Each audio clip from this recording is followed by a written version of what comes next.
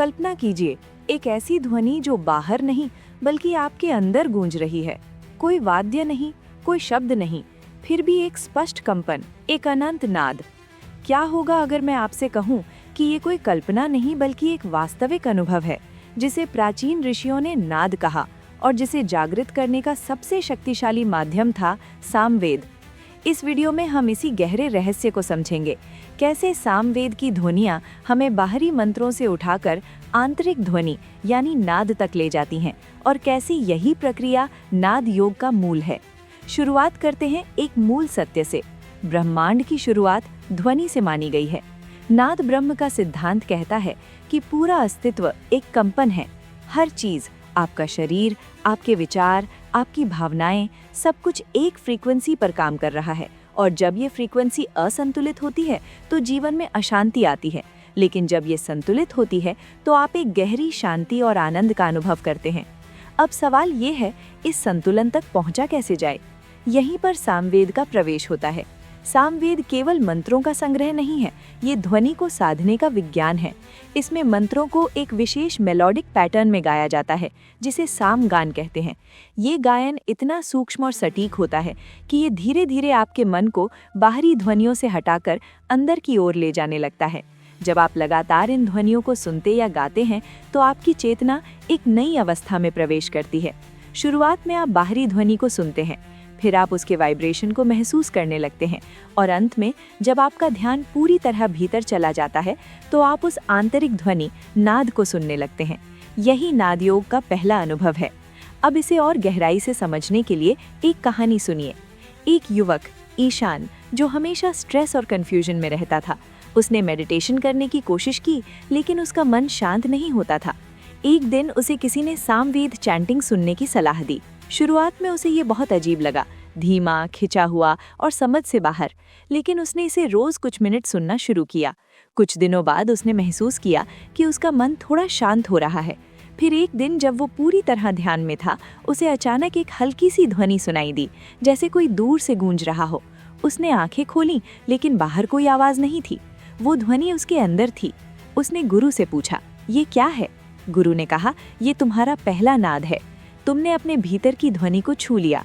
यही वो क्षण था जब ईशान को समझ आया कि असली शांति बाहर नहीं बल्कि अंदर है और ध्वनि केवल एक माध्यम है जो आपको वहां तक पहुंचाती है। अब अगर हम इसे वैज्ञानिक दृष्टिकोण से देखें तो हमें ब्रेन वेव एंट्रेनमेंट और इनर ऑडिटरी परसेप्शन जैसे कॉन्सेप्ट्स मिलते हैं। जब आप लगातार एक स्पेसिफिक साउंड पैटर्न को सुनते हैं तो आपका दिमाग उसी पैटर्न के साथ सिंक्रोनाइज होने लगता है, और जब ये सिंक्रोनाइजेशन गहरा हो जाता है तो आपका माइंड एक्सटर्नल स्टिम्युलाई को इग्नोर करके इंटरनल सिग्नल्स पर ध्यान देने लगता है। यही कारण है कि आप अपने अंदर की ध्वनियों को सुनने लगते हैं। अब एक और महत्वपूर्ण पहलू समझते हैं, मौन। नाद योग में मौन का बहुत बड़ा महत्व है, क्योंकि जब तक आप बाहरी शोर में उलझे रहते हैं तब तक आप अंदर की ध्वनि को नहीं सुन सकते। सामवेद का चैंटिंग आपको धीरे धीरे उस मौन की ओर ले जाता है। ये आपको सिखाता है कि कैसे ध्वनि के माध्यम से मौन तक पहुंचा जाए, और यही इस पूरे विज्ञान का सबसे गहरा रहस्य है, ध्वनि का उपयोग करके मौन को पाना। अब सोचिए, आज के समय में हम लगातार शोर से घिरे हुए हैं। मोबाइल, म्यूजिक, सोशल मीडिया, हमारा मन कभी शांत नहीं होता। लेकिन सामवेद और नाद योग हमें सिखाते हैं कि असली शक्ति शोर में नहीं बल्कि उस मौन में है, जहां से हर ध्वनि जन्म लेती है। अब इस पूरे विषय का सबसे गहरा संदेश क्या है? ये कि आप केवल एक शरीर या एक मन नहीं है, आप एक कंपन है, एक नाद है। और जब आप इस नाद को पहचान लेते हैं तो आप अपने अस्तित्व को एक नई दृष्टि से देखने लगते हैं। अब अंत की ओर बढ़ते हुए इस पूरे विषय का गहरा निष्कर्ष समझते हैं। कल्पना कीजिए कि आपका जीवन एक विशाल महासागर की तरह है, जिसकी सतह पर लहरें हैं, आपके विचार, आपकी भावनाएं, आपकी समस्याएं। ये लहरें कभी शांत होती हैं, कभी उग्र, और आप इन्हीं में उलझे रहते हैं। लेकिन अगर आप थोड़ा गहराई में जाएं तो आपको पता चलेगा कि नीचे एक गहरा सन्नाटा है, एक स्थिरता, एक शांति। यही आपका असली स्वरूप है। नाद योग आपको इसी गहराई तक ले जाने का एक तरीका है।